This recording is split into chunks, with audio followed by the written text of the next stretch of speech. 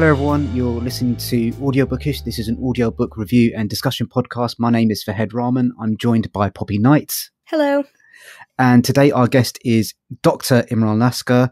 Imran is a consultant radiologist in the NHS, and he's first and foremost a crazy and avid Back to the Future fan, a fan with various bits of memorabilia, which he values more than his children. He's also the co-host of the Two Medics podcast. How are you doing, Imran? Yeah, good. Thanks for having me on. Yeah, it's nice to be a guest for a change rather than being the host. So it's gonna be nice. well, to be fair, your first podcast experience was with me interviewing you about true. Back to the Future. Yes. So I'm not going to be asking you about that because I already know all your opinions. Well, we spoke about that for about an hour, and I could probably go on for another hour if we really wanted to. Yeah, I'm really pleased to hear that. I'm also a big fan of those films, and I had a birthday a few years ago where my sister went very Back to the Future themed on all my presents, which was great. Oh, wow. So yeah, that was really good. Oh mate, so, I've got a flux capacitor in my room, and I went to see the theatre show the other day, and it was awesome. It was just so good. Yeah, I 100% recommend it. I'd 100% recommend going to watch it if you're a fan. Fab. Yeah, no, definitely. Oh, that sounds good. Yeah. Okay, so we've got you on basically to talk about your 5 favourite audiobooks. So me and Imran go a long way back. We've known each other since we were 11 years old. Yeah, I think something like that. So yeah, it's kind of, I never really realised that you were kind of into audiobooks until we kind of started having a discussion about them, and you mentioned you started really getting into them when you was driving up to your job in Basildon. So, tell us how you got into kind of audiobooks and that sort of thing. Yeah, well, I guess I think I've always found it difficult to read. I think, Fred, you've been quite an avid reader over the years, and occasionally you'd give me a book to read and I'd do my best, but I always find it very difficult to get through. I don't know whether I've got some underlying issues there, but I think, I started to get into audiobooks when I started doing longer travels to work, and I actually live about an hour away from work, so an hour there, an hour back, and I was getting really sick of listening to the radio. I was getting sick of all the DJs on like Radio 1 and all that stuff. Like I was just thinking, don't you have like a bad day? Don't these people just come in and say, look, I'm having a bad day, I don't feel like talking, or just, but they always seem so chirpy, and I started getting really kind of drained by that. I started listening to Radio 4, which is quite good, but then I started getting bored because it's kind of the same old stuff again and again. And then I started getting really into audiobooks, got myself, an Audible subscription, and just started downloading these things and plowing through books. And it's like, I wish I'd read more, and now I can finally read more in a way, if that makes any sense. Like I'm finally becoming a little bit more learned about subjects I'm interested in. Whereas before there's always a barrier that I've got to get that book, sit down and read it. Now I can just do it in the background. So it's been an absolute game changer for me anyway. Yeah. Oh, fabulous. And what speed do you listen to your audiobooks? And this is kind of quite an important question. Well, I only recently discovered that you can increase the speed. So, which is really crazy, isn't it? But I only recently discovered that. And at first I was like, no, I don't want to do that. But then as time goes on, you think, no, I just want to, I think I can take it a lot quicker than I thought. And so I started to put it to about 1.75. I haven't gone all the way to 2 yet. I think that's a bit too much for me just yet. But 1.75 is max. 1.5 is my baseline. Yeah, it's kind of a little bit similar experience to you, Poppy. Kind of how many of our guests have mentioned long journeys in terms of their audiobook discovery process, isn't it? It's quite interesting that. Yeah, it definitely is. Sorry, continue. No, I mean, it's a shame that there's not more sort of textbooks and stuff like that in Audible and audio form, because I feel like I pick up so much more. I learned so much more from all the audiobooks I've listened to over the years, over a couple of years, compared to all the books I had to read through uni. Like I found it very difficult to sit down and read and learn, and audiobooks been a complete game changer for me.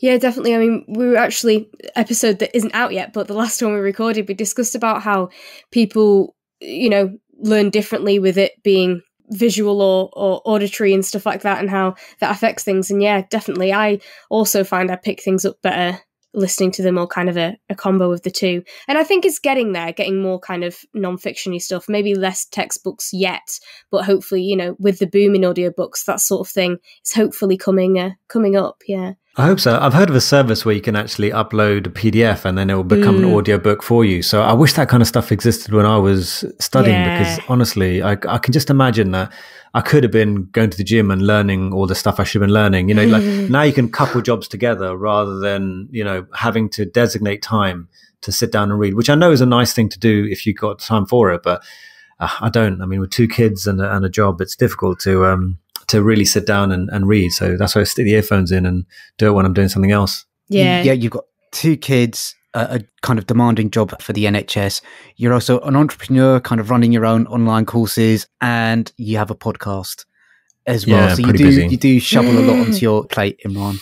I do, yeah. As Fahad knows, as well, that's the thing. Like, unfortunately, Fahad and I used to see each other a lot, and then ever since I've become more and more and more busy, like I just don't have the time for very many things these days. And so, it's an odd one, isn't it? I never saw myself as a podcaster. It was just something that happened, and then it kept going, and it's like, now I'm all right. So something else to add to the various things I get up to these days, I guess. Well, I never saw myself as a podcaster either, but Fahad put a post up on a group that we were in asking if anyone was interested in audiobooks, and I asked if I could come in and do kind of behind the scenes editing-y stuff, and then ended up on it and really enjoying it. So yeah, it's a nice thing to fall into, isn't it? I think Fahad's the epicenter of podcasting for both of us. Yeah, basically.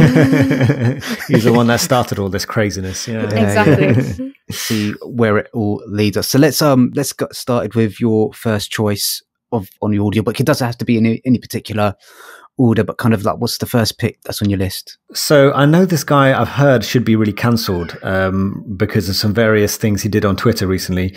But the La Belle Sauvage, I think that's how you say it, by Philip Pullman is one of the first audiobooks I got into. And I think it was particularly good because they got Michael Sheen to narrate it. And he's a phenomenal actor. And when he does it, he does the voices. You can really get into it. And just, so I think it's La Belle Sauvage, and then you got the second one as well. So that series so far has just been a phenomenal listen. I can't recommend it high enough. Are you guys into Philip Pullman a lot at all? Yes. And now that is very interesting because his Dark Materials trilogy, that obviously kind of comes in the middle between La Belle Sauvage and Secret Commonwealth, I discovered on audio. That was my first introduction to it and is one of my favourite audiobooks. But that was a full cast production. So you had Philip Pullman was doing the narration, and then you have an actor for each or pretty much each character's dialogue. If you're interested in hearing more about this, listeners, we have an episode on it as well. And I really loved that. And then because I grew up with that, because I love it so much, I was disappointed that they'd gone with Michael Sheen for the next one, and not anything against him, but just because of how much I loved that full cast one. So I ended up just reading La Belle Sauvage rather than listening to it, because I felt kind of sad that they'd missed that. And obviously, there's a whole lot of things that goes into that. There's the logistics and cost and all that of a full cast production. There's Philip Pullman. I mean, he said in an interview that he found it quite challenging, doing the audiobook. It's a difficult thing to do. So him not being available for the narration will be one thing. And also, like you say, the stardom of Michael Sheen is going to help sales potentially more than a full cast recording would, and probably more than a full cast recording would. So there's, all those things where I can understand why they did it. And it's nice to know that it's clearly good enough that it's bringing people in and it's making people's top 5s list. And that's really good, even though I was disappointed. So maybe I should be feeling a little bit better about that decision. Yes, he's done a very good job. I mean, he's clearly so good at doing all the voices, and you just get so into it. I think it is worth definitely listening to. I mean, if you read it, you read it. But I think the books are done justice from what I can tell anyway from listening to it. So I think that'd probably be one of my favorite books so far that I've been listening to on Audible, actually. Oh, good to know. I mean, if you haven't listened to his Dark Materials trilogy on audiobook, they're definitely worth checking out. They're really, really good. Really? Yes. Okay. I haven't actually, because I actually read those books during uni, and I don't think Audible books were really a thing, or maybe they were in the background. I just wasn't really aware of them. Yeah, well, I have them on CD, or the first one at least on CD, so yeah. Wow, that's old. Yeah, and I think they were recently, we know they were recently re-released because we were given advance review copies by Penguin Random House to give our opinion on them. And you'll be surprised how much you've forgotten about what happens in the book. I've forgotten loads. So it's really nice to go back and kind of rediscover those stories, even stories that you're quite fond with. There are things that did surprise me, which is quite nice. Okay. Yeah, and especially with La Belle Sauvage in your head, and stuff like that, and, you know, Secret Commonwealth and things, it'd probably be, good to go back. And I always recommend, if you're looking to absorb those books, then the audio is fantastic.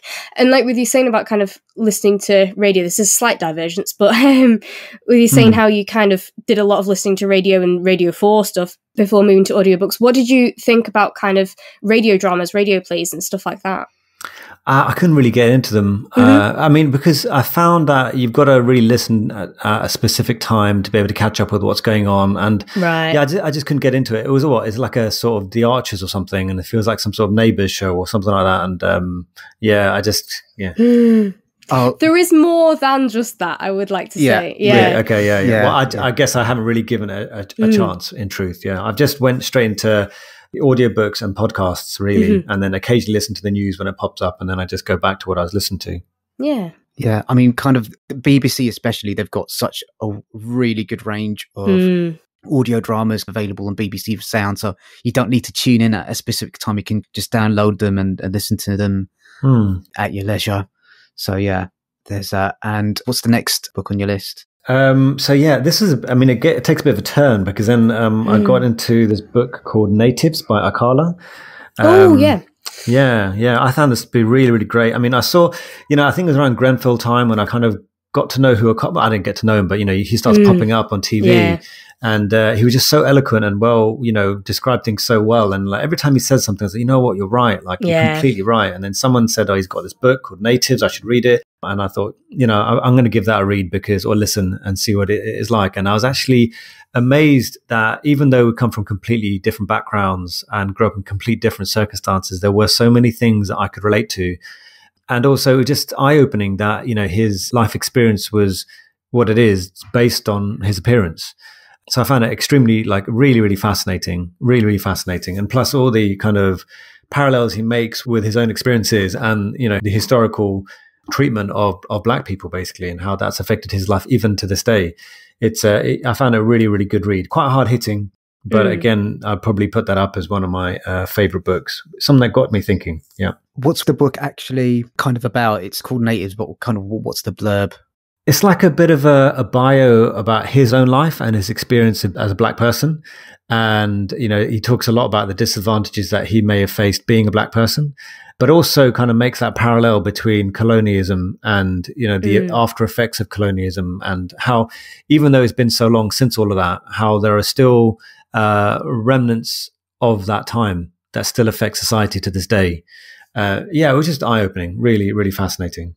I mean, I think it is fascinating. It's kind of something that you touch on quite a lot in your podcast, Two Medics, as well, about, different levels of privilege and how that kind of, certain people have got the opportunity to become doctors and other people from different backgrounds don't as well. So I think that's something that you've touched on in your own podcast as well a little bit. Yeah. I mean, I do still think that medicine's quite elitist. I think that, it's no coincidence that the majority of the people that you meet who are doctors come from doctor backgrounds or come from fairly well-off backgrounds, the vast majority, right?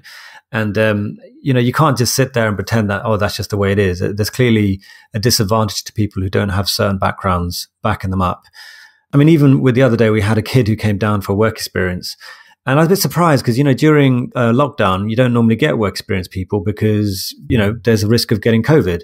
So I said to him, are you related to someone or something? Like, I just straight up said, are you related? He goes, yeah, my brother's a doctor here. So he got me the work experience. And I thought, well, there you go, isn't it? Like your average Joe who doesn't have a family member who's a doctor or someone in the hospital is not able to do what you're doing right now. So immediately you're at an advantage. And so that's something we do talk about a lot in the podcast that I run. And also my own experience of being a brown person in medicine, you think that it shouldn't affect things, but it really does. And I speak quite extensively about that topic, actually. And it turns out I'm not the only one. There's a whole load of people that end up being in the same situation.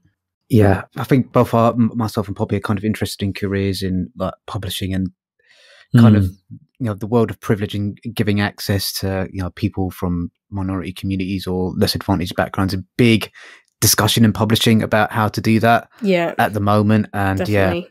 And a lot around, who you know kind of Yeah. stuff. Yeah. That's must be very similar with the industries. It's also really interesting that you mentioned that book, because that one was also on my radar. Similarly, kind of current events led me to him, and I was like, everything you're saying makes total sense. And followed him on social media, and then saw that he'd had this book out, and have it on my list, that it would be really good. But I haven't, the list is just so long, isn't it? And I haven't got round to it. And I guess I hadn't considered so much about the audio, but maybe I should give that a listen. Did you like the audio as like the experience of the audio? Well, he reads it himself. So it's I mean, he's so eloquent in the way he says things and describes things. It's a really great listen. I think very much helped by the fact that he did it himself. Yeah. That's fascinating. Kind of, I do mention the Grenfell Inquiry quite a lot in most of the podcasts that I do. So it's quite interesting that you brought that up as well. That wasn't deliberately planned, guys, for those of you got like a bingo card. But it's just, I think it is like one of the biggest events that's happened in recent modern history, and like the fallout of it is just I think it's gonna take decades to unfold, really. So it was a terrible event, and I don't think anyone's going to be held accountable for it, unfortunately. Okay, moving on to your next book. What's next? Okay, I mean, this is going to be a bit of a weird one. Total Recall by Arnold Schwarzenegger. So, it's really cool. So this is the book that I don't think anyone really realizes is a good book, because, obviously we know Arnold Schwarzenegger is a big guy on the big action movies and stuff. But if you take a step back and, really think about, like who he is and what he did, I mean, it's just unbelievable. Like, it's just unbelievable that someone, I think Bill Burr does a really great idea, but, he shouldn't be famous, really. I mean, he lifts something heavy from one place to another, and that is it. But this guy has managed to basically make a career out of it, then go run for office and things like that. And the first chapter is read by him. And this is the chapter where it talks a lot about his upbringing, his father, his brother, and, his family. And the background he came from wasn't exactly privileged. And then it's just the story of an absolutely determined person, like absolutely driven. He dared to dream and work so hard to make it, which was absolutely fascinating. And also on top of that, he does go, and I didn't expect him to, but he goes into, I don't know if you know this, or maybe listeners don't know about this, but Arnold Schwarzenegger had an affair with his housemaid. And they had a son, and he didn't realize at first, I think, until the kids started looking like him. And he was married to Maria Shriver, and I think she was pregnant at the time that this happened. So it's absolutely obviously difficult circumstance and stuff. And he talked quite openly about it, and it was absolutely fascinating, because when you hear about that kind of thing, you don't really get to hear what he thinks or what happened and why. And he doesn't defend it on any level at all, but he just talks about it, which is something you don't usually get. So that was that bit of it as well. But what I really took from it was like the actual, how he really kind of formulated an idea and went with it wholeheartedly, right? Really wholeheartedly. And it was, I found it absolutely fascinating. So I know it's an odd one, but it was a really, really good book. And I've actually listened to that twice. That's how good I found it. Just speaking to you from before, kind of, I know you're quite a big fan of reading biographies about successful people, and both myself and Imran are quite big fans of Arnie. We, grew up watching his movies. I don't know if you grew up watching his movies as well, Poppy, but, my younger nephews, when I say Arnold Schwarzenegger, they don't know who he is. And that's kind of like really kind of, I've got to get you watching like Terminator 2. Yeah. Predator and all. I definitely know who he is. Don't you worry about that. I wouldn't claim to be as big of a fan, but no, I'm certainly aware of him. One of the questions I did get sent over Twitter for you, Imran, is how much you're benching at the moment. And I think that's kind of like quite a apropos question, given we're talking about Arnie. Yeah, look, I mean, as Fred knows, I don't really lift heavy weights. Like sometimes people will be like, oh, I deadlift 150 kilos, or even 100 kilos. I'm like, how on earth do you do that? Like, I really, really struggle to push big weights. And I gave up with that a long time ago. So I probably only really push about 70, 75 kilos on a bench press. But I'm not really pushing myself like I used to. I'm more about like the actual move. It gets complicated, but it's more about, pushing up quite fast and coming down quite slow and making sure you get a good full range of movement. It's not so much about the weight. And I've actually found personally that I gained more from doing that than I did from pushing as heavy as possible, because form and everything goes out the window and injuries happen and all that kind of thing. So I don't lift heavy, and I don't really want to lift too heavy as well. I think my joints can only take so much the older I get. Yeah, I think that's definitely true. I've kind of the number of times I've kind of nearly injured. Remember, I got into that silly kind of like bench pressing competition with one of your mates while he was working out at your house. I think so, lifting. Yeah, and I was kind of like trying to match him. I was just like, oh, Fed, like your form was going out the window there. Yeah, it's not worth it. It's not worth it. It's not worth it. I don't even get involved in those competitions anymore. It's not worth it, because a gym injury is the worst injury, because you can't go back to gym, and then there's a risk of just falling off gym completely. It's just not worth it. I don't bother with that kind of stuff anymore. I promise it's not because you're a doctor, and I'm not asking for medical advice. I promise, but I do trampolining relatively seriously, and I injured myself last Tuesday doing a move, and yeah, it's similar. It's the worst because the pain isn't that bad. I have dodgy joints, and they get injured, and it aches, and it's a pain, but it's not that bad. The main issue is I can't trampoline, and I've got a comp coming up, and I was really pleased because I was doing this big move that I was really enjoying, and so yeah, it does definitely suck. Yeah, it does. It really does. But that's the worst bit, isn't it? We all know what it takes to get better. It's to stop. Yeah. But, who's going to stop us? You've got to live your life as well. It's difficult. Yeah. So you mentioned, just going back to the audiobook, that Arnold narrated the first chapter. Who does the rest of the narration, and did that affect the quality of your experience? Because I can't imagine listening into an entire audiobook with Arnold's voice. I would find that quite a comedic experience for kind of like one reason. I thought that too. But the thing is, I don't know whether he's got better at acting over the years. I don't know. But he is actually really engaging, and it's completely convincing because he's talking about his own life. And then when it turned to the other person, it felt a bit weird at first. Like, I want Arnie back. But then you kind of get used to it after. I was like, okay, fine. I'm actually really interested in the story. Like, what's happened? Why is he thinking that? Why is he feeling this? What made him think that he could do all of this stuff? It would be hard push to find anyone that managed to do as many things as this guy. I really do think so. Yeah. And that's why it's so fascinating. Don't you think that's quite an interesting editorial choice, Poppy, to have like the author do a little bit and then have someone take over from them? Yeah, well, we've actually had from work, it's so exciting to say that, a couple of audiobooks where the author has read, say, the author's note or the prologue and that kind of thing. And I assume it's that sort of idea, though often in those ones it's been, the rest of the book hasn't been from their perspective. You know what I mean? So they've read the parts that are from their perspective, and then the other parts have been from someone else's perspective, and therefore that kind of split sort of works. But I guess I haven't really come across it in a autobiographical kind of way where you'd have that split. And yeah, that's interesting as to where they drew the line and why. Yeah.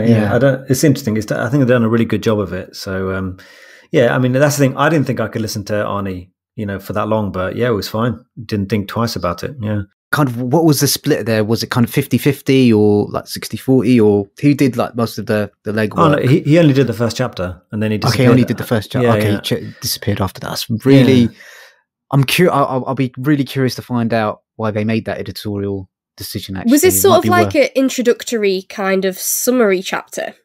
No. It was the first chapter. It was the first chapter going into his childhood and the kind of house he lived in with his parents and stuff. And look, at the end of the day, I suspect Arnold Schwarzenegger's time is worth a little bit more than most. He's probably got a whole load of things to do. So it's probably why he just thought, well, I'll do the first chapter, and as long as it sells, it sells. Yeah. That's fascinating. What's the next book? So you can see, as time goes on, where my interests start to go. The next book is actually Grinding It Out by Ray Kroc, which is the guy that started. Well, he didn't start McDonald's. He didn't start McDonald's, but he's been accredited for making McDonald's the McDonald's that we know in this day and age, the big M and the big multi-franchise corporate machine that it is. But a really fascinating book because it's so. The thing is, I feel like I'm getting old already, right? And I'm going to be 38 very soon. But this guy was 50, I think he was retirement age. I think he's a lot older than that.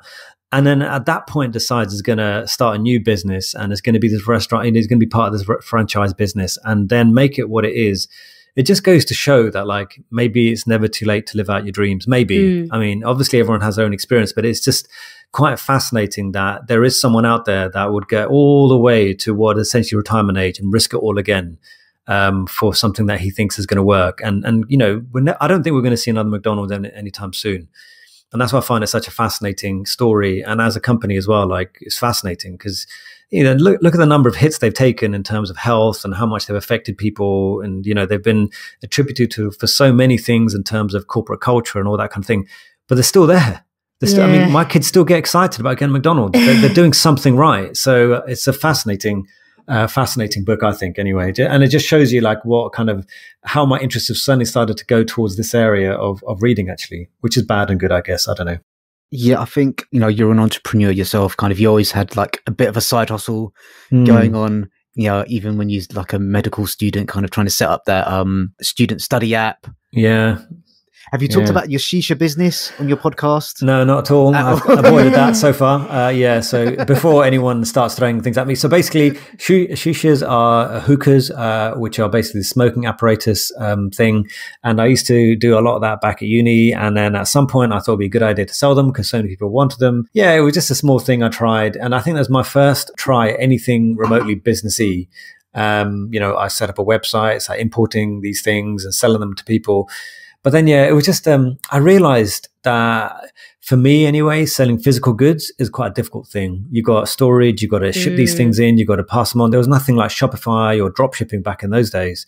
And so I quickly decided that this is not the kind of thing I want to be getting into. Plus, you know, the job that I do is probably not a good idea to be selling that kind of stuff. So I quickly realized there's not the right avenue for me and where I want to go. And so now I'm more of a entrepreneur of education, you know, like an infopreneur. I guess that's what I call them these days, isn't it? You're selling information. That's what such a fucking wanky label. Well, that's what someone said to me once, and I thought, all right, well, fair enough then. If that's what you call it, that's what you call it. You might as well call yourself an influencer, man. Well, I may very well be one of those as well. I don't know. Oh yeah, kind of one of the leading lights in med Twitter. Med Twitter. Let's talk a little bit about your podcast, Two Medics. Yeah. So I've listened to a few episodes in preparation for kind of like today, and it's halfway between like a medical gossip podcast and an advice podcast for kind of like up and coming or current medical practitioners. How did you kind of like decide upon that kind of format? Okay, so I think, you know, first of all, I mean, I think Ferd's got, again, a lot to do with it. I was on your podcast about Back to the Future, and I actually really, really enjoyed, maybe I just enjoyed the sound of my own voice. I don't know. I enjoyed it. I enjoyed the conversation. I enjoyed, you know, feeling like I was out there for whatever reason. And then when I finally finished my training, I felt like I wanted to go down the unbeaten path a bit, because once you're a consultant, you kind of know where you're going to go. Like, you know, medicine is a very sort of treadmill-y sort of job. Like, you go from junior to senior, then consultant, and you kind of know where you're going to go. And I felt as I want to do something different. I really felt like I want to do something different. And for a long time, I really looked down on social media and anyone that did anything social media-esque. And then I realized that why though? Like, I actually really enjoy getting involved in all of this stuff. I really enjoy getting involved in Twitter, Facebook, Instagram, making jokes, making memes. And then one of my really, really good friends from school called Thrusha. So go check him out on Twitter. He's a really great, fun person. He was really into Twitter, and I saw him get into some real ruckuses on Twitter. And I used to message him like, bro, what on earth are you doing? Like, this is completely balmy. Like, why are people like this? And so we initially decided that we were going to do a podcast, but it was going to be about our medical elective, which is a part of medical training where we go abroad for a few months actually and learn about medicine in a different country. And we went together to Australia. And that was the initial premise. But what ended up happening is every week we tried to meet up. I was just having a bit of a dig at him and vice versa about what he got up to on Twitter that week. And so after a while, I was like, you know what? This seems to be an evergreen subject. Like, it seems to me that there's always something going on medical Twitter. And why don't we just talk about that? Because it's actually really fun. And it's sort of morphed because, like, I know it is about medical Twitter, but actually medical Twitter basically facilitates the bigger conversation. And what you see is that medical Twitter echoes the bigger conversations happening in the medical field. So, you know, it could be anti-Tory for 1 week. It could be the idea that we're bringing in too many foreign doctors for 1 week. You know, people think that and feel that. And so we end up talking about those subjects. So MedTwitter is more of a facilitator of the bigger conversation. And Yeah, the final thing that you talked about is like being a bit of an advice column. And I think what's ended up happening is that, as Fahad knows, I really struggled during medical school through my training. And, it's not that sort of lovely story of passing everything and smashing through and becoming some sort of heroic doctor. That's not my story at all. And so I've kind of felt as though it might be worth just being open and honest about the fact that you don't have to be an amazing person in terms of academically to be able to get to what people think is a good point. And through talking about this stuff, I realized that, now being a consultant, I've had a bit of experience in training and experienced some of the things that people talk about. And so I ended up talking about that. And people find it useful, I think. I don't know. People seem to be enjoying it. I don't know. We just do it and it's fun so far. Yeah. Yeah, I think that's very fair. And advice doesn't just need to be from, things went really well. And in fact, advice works a lot better if it's from an experience of, finding something harder and having an actual lesson to pass on to people and just that comfort of it's not super easy. We know it's not super easy. Don't expect it to be and don't worry about it. So and it's really interesting what you say about the Twitter, and it's sort of like we said about how you get in, representation, stuff like that, but it is really fascinating that we're in such separate industries and yet a lot of things are so similar because, there's also publishing Twitter, which is massive and which, again, facilitates a lot of wider discussions, again, around things like representation and stuff like that. But I found when I was looking for a job and, everyone's like, oh, you've got to be on publishing Twitter, everything happens there.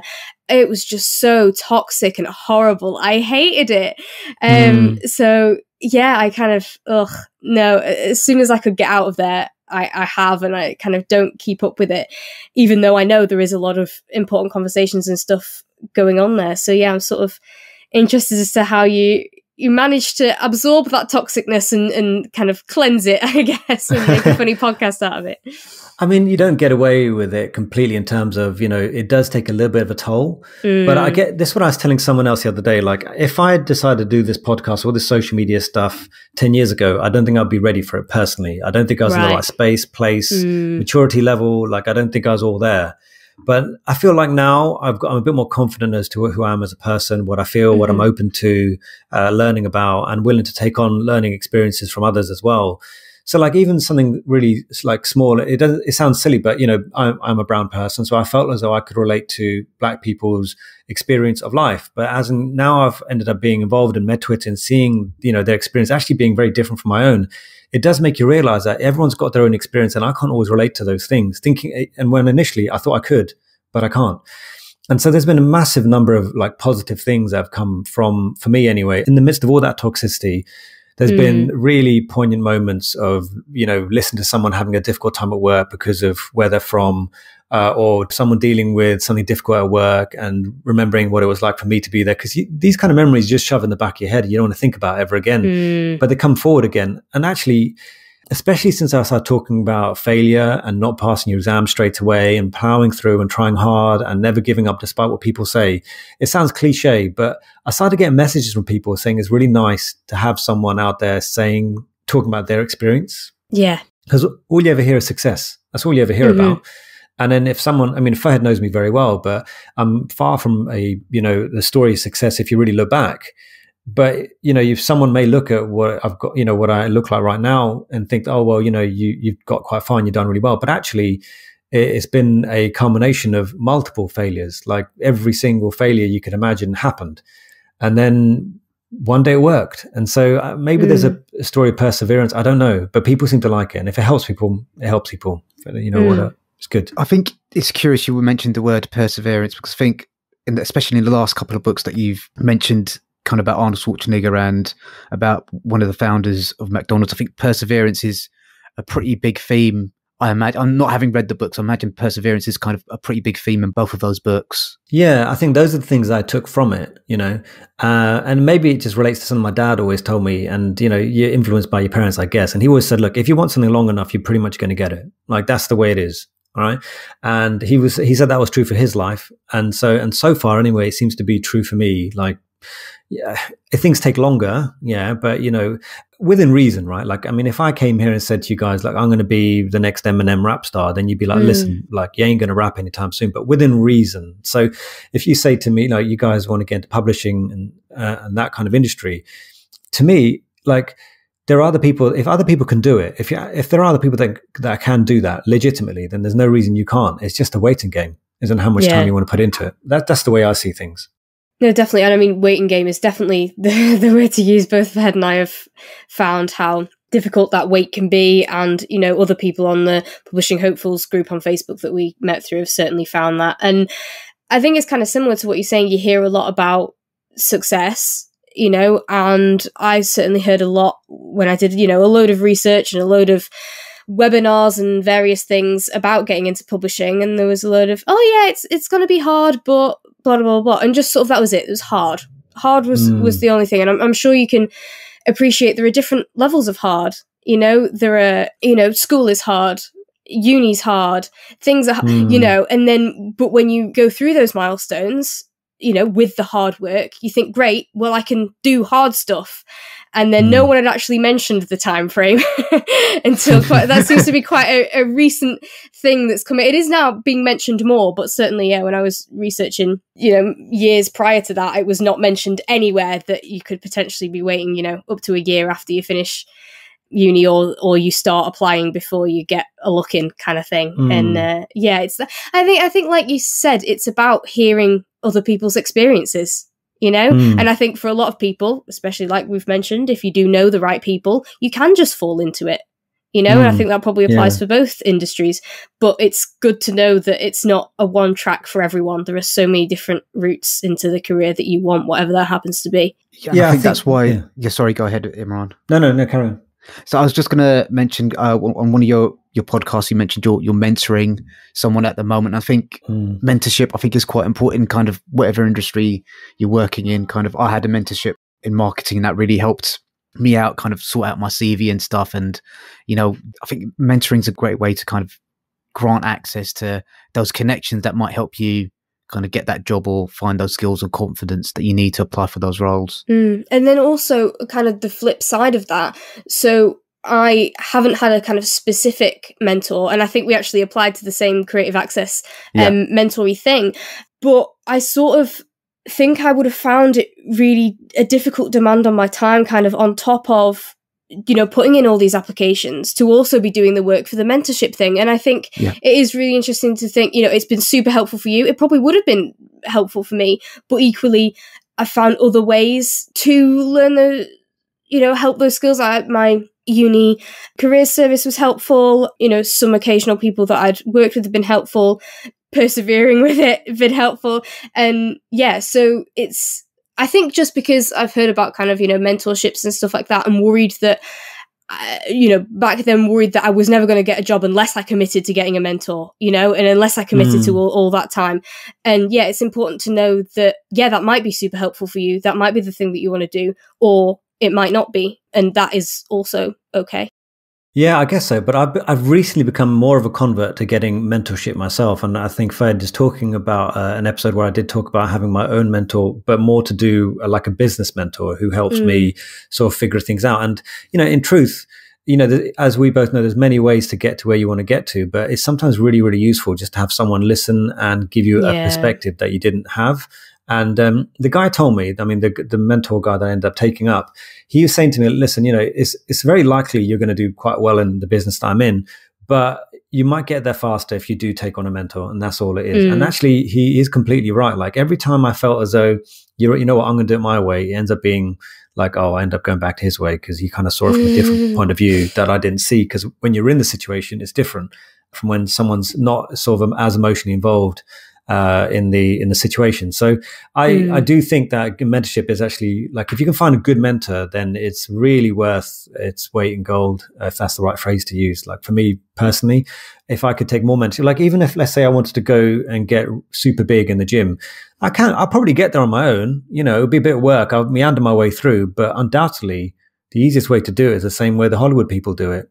Get a trainer. CRT. Yeah, well, there's that too, but you know, with guidance, human growth hormone, with guidance, right? I mean, they're not just doing it. You know, I could do that, but I wouldn't know what I'm doing and how to do it. But if you have professionals involved, that's just a different, then you completely change the game. So I do think it's worth it personally. That's definitely fair. Yeah. And I think, I guess, sort of meaning if you don't feel you have the time, or if you're struggling to get a mentor for, various reasons, things like definitely taking advice from people. Yeah, definitely, people with more experience, even if it's not an official mentorship, definitely, listen to people.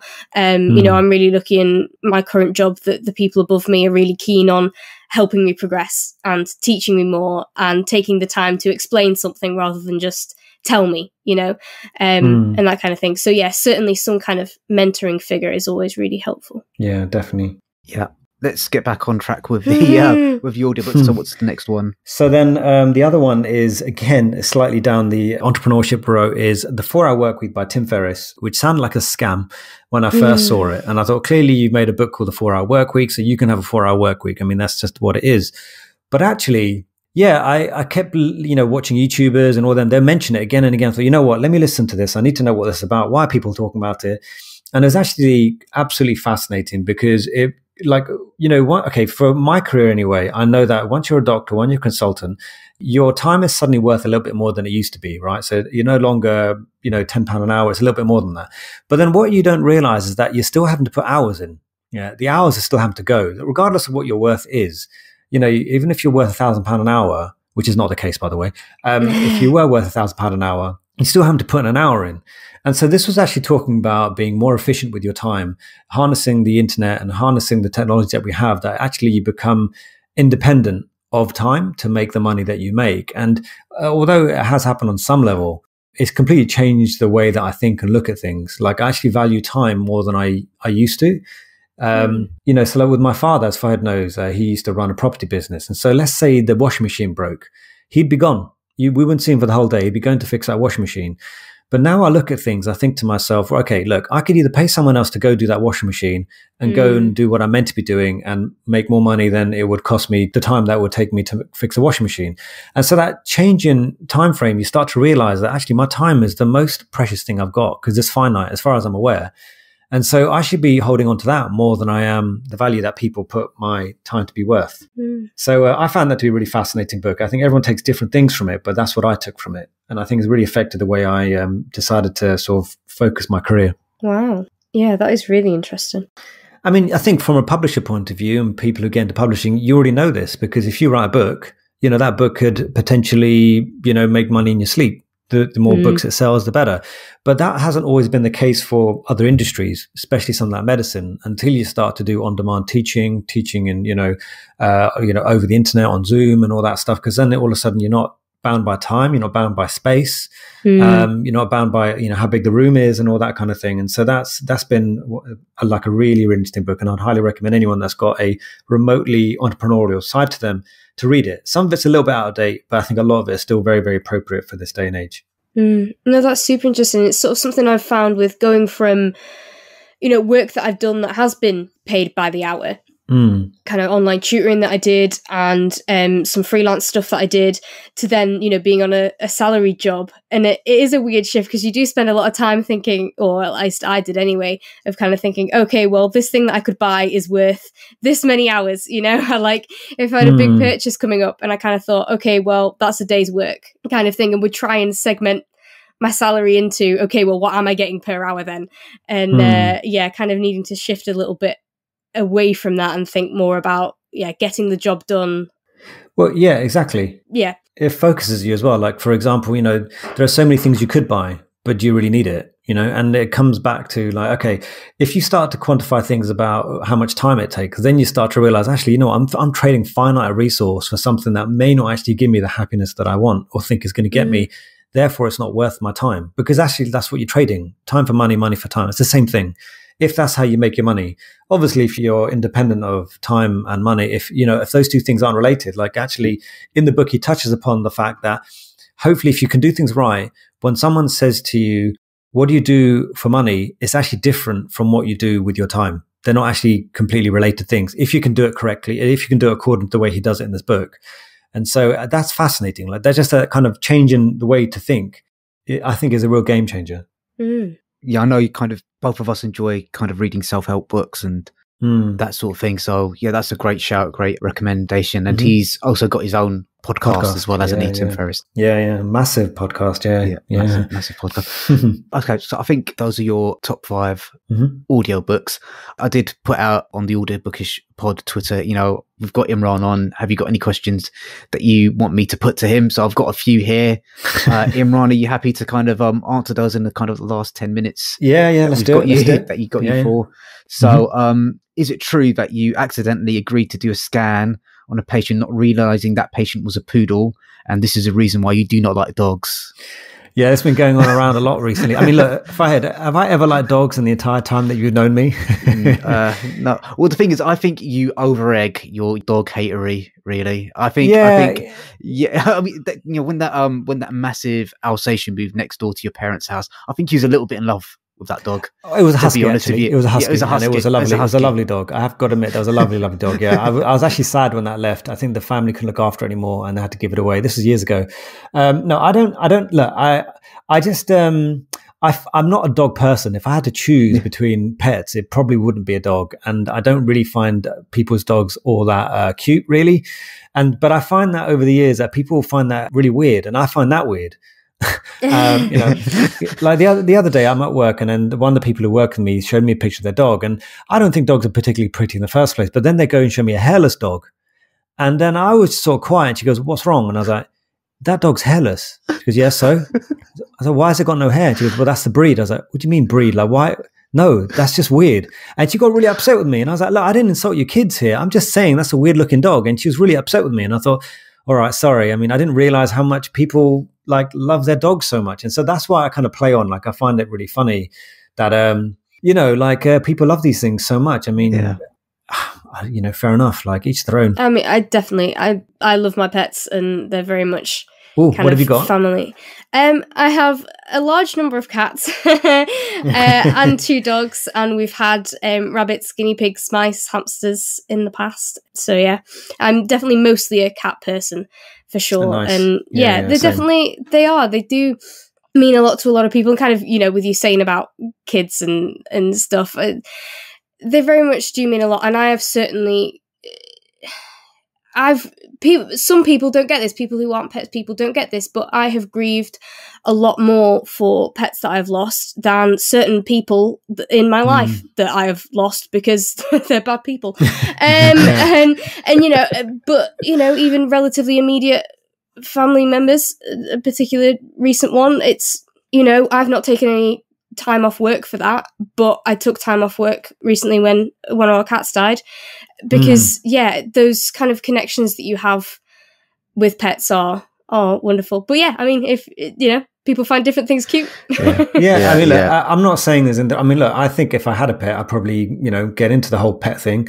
But, it's just like, when with a hairless dog, right? It's like, if someone insults my kid, it'd be like, okay, well, you might be, insulted some of the features that they share with me, and therefore that insults me. But if I'm kind of said that, I think that hairless dog is a bit weird looking, I'm not really insulting anyone, really. Like, I'm just saying this is a weird looking dog. Why has it got no hair? It's just an odd thing. But anyway, yeah, I've took a lot of grief for that. And then I think I put a tweet out, and I think as a joke, I said, look, tweet me your dog pictures and I'll tell you whether they go in the bin. And I didn't think anyone was going to take it. But wow, I started getting hit with loads of dogs. And they were like, Imran, will this go in the bin? I was like, yes. Will this go in the bin? Yes. And I was just joking with these people, and they were just kept giving me more and more pictures of their dogs. And I was like, keep going, people. Love it. It's a good little laugh. I think people can tell I'm joking, really. I think, well, kind of when we were in that Facebook group together. So Poppy, me and Imran were in a Facebook group together called We Hate Dogs. And it's really, we hate dog owners. And some people infiltrated the group and decided they wanted to stalk Imran and kind of like report him to medical school and stuff like that. It was all a bit crazy. I was like, relax, everyone, just chill out, but anyway, it's one of those things. Yeah, people listening to your podcast will realize that I was too a member of that group. All those years ago. All those years ago. Let's see what else is there. What is your favorite takeaway? So I did kind of tease that there might be some chicken burger chat on the pod. Yeah, so, I mean, it's going to be, isn't it? Actually, as a years ago, I was always into chicken burgers, but then I got married and then I started getting into sushi. So actually, I order more sushi these days than I do chicken burgers. And I think it's very much influenced by what my wife is into. But I enjoy it. I've really got into sushi these days. And I don't know whether that's a mark of getting old. I don't know. But yeah, takeaway these days is sushi. Yeah. Maybe not what you expected. Yeah, sushi. Well, yeah. Ponzi medical guy. I didn't say caviar. I said sushi. All right. Yeah. Okay. What were you two looking at when you took the two medics profile pick? Yeah. So when we made the podcast, I thought it might be a good idea to have our face. Initially, there was no faces on the podcast, but I thought it might be a good idea to have our faces on the podcast so that we're more relatable. People know who we are. It just means that you feel like you're talking to a person or listening to a person. But I don't think I could have done that whole Hollywood looking at the camera, give the smolder kind of thing. So Therusha and I, we decided to try and make it look like we are looking at something. When someone has done something really weird, you're like, oh, wow, what have you done? Like, why would you do that? And that's kind of how I look at Twitter sometimes. When I'm reading it, I'm like, oh, wow, why on earth would you do that? So my face looks like in complete shock. Like, that's just weird, man. And Therusha's got this genuine look of concern, like, are you okay? Kind of thing in that picture. So that's where that came from. The idea of looking shocked and concerned. Yeah, and that's what we do with all our guests. We always say, if you give us a picture, just make sure it looks like you're shocked, concerned, surprised, something along those lines. And thankfully, everyone's played along really well with that. Okay, this will be the last question I'll put to you from Twitter. There's a few more, but they're kind of quite medical related. Yeah, no worries. Is it true that you stole Therusha's hair in his sleep so you can make your own locks more luscious? Therusha, he talks about his hair loss, which is good, I think. I think a lot of people go through that, and I can imagine it being devastating. Yeah, I'm going through that at the moment. You're going through that. And you insulted a hairless dog, so, you're not helping the situation, are you? Yeah, exactly. Yeah, there you go. But genuinely, Therusha, I mean, as you can tell probably from the picture, is a very good-looking guy, and he pulls it off really, really well. And it just doesn't matter how many times I tell him that. Almost I would say that he looks better actually with the short hair or the partly almost shaved head. But fair enough. Like I can imagine missing it, and I'm obviously not going to keep my hair forever, so I do appreciate it as much as possible. But I think Therusha is one of the people that does actually look quite good without his hair. He's got a good shaped head. He's got a good face. Yeah. I mean, he's got cheekbones, got a good color. Yeah. He's cool, man. He's a cool looking guy. So, I think he gets a bit fixated on his hair, but he pulls it off, man. He really does. Yeah. So, just tell him to go to one of them Turkish barbers that kind of super glue. Like, Really Have you ever done that? Have you ever done that, Fred? No. I have taken to dyeing my beard recently, though. So, oh yeah, I noticed. Yeah. Cool. So we're coming up to an hour. Thank you for taking the time to speak to us. Is there anything you want to plug or tell our listeners about in terms of, the podcast, any courses you're running, anything like that? I mean, I don't know. I mean, it depends on what you're into, I guess. Like, I think obviously I run the podcast and it's a very medical conversation, but I think the medical conversation really does affect us all. Mm-hmm. As anyone who interacts with the NHS, who's got family in NHS, I think a lot of the things we talk about are our own struggles, but they are the struggles of everyone on some level.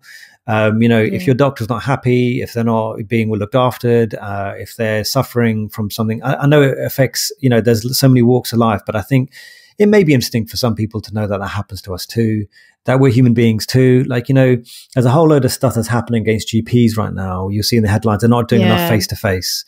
But what people don't realize is that there's more to a GP than seeing people face to face. There's paperwork, there's referrals and all that kind of thing. And until you really talk to a GP or talk to medical professionals, all you get is the headlines. And I do think it may be worth, not just my podcast, there's loads of podcasts out there from medical people, but it is worth having a listen to and just figure out what it is from their point of view rather than just watching the headlines and believing what is being said about the medical profession as a whole. Yeah, definitely. I found that when I was listening to it. I mean, I'm not medical myself. I know friends and family who are, and I have spoken about this before. I watched a lot of hospital programs and love those, but obviously they're not real.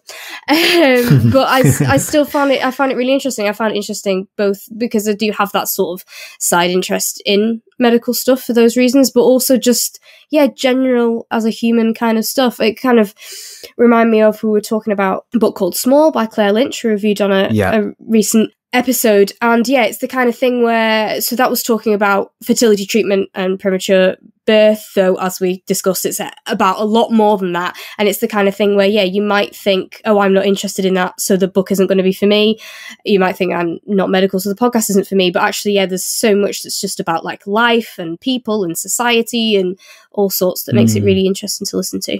Yeah, I mean, like for me, the main thing that I took from it is how you manage those tricky working relationships in terms of, you know, you've got someone in that most businesses are quite hierarchical, and how you kind of maybe start challenging the way someone above you is behaving when they're behaving in unacceptable manner. So that's kind of one of the things that I took from it. So there, you know, there's something there for everyone, really. And where can people find you on the internet, Imran?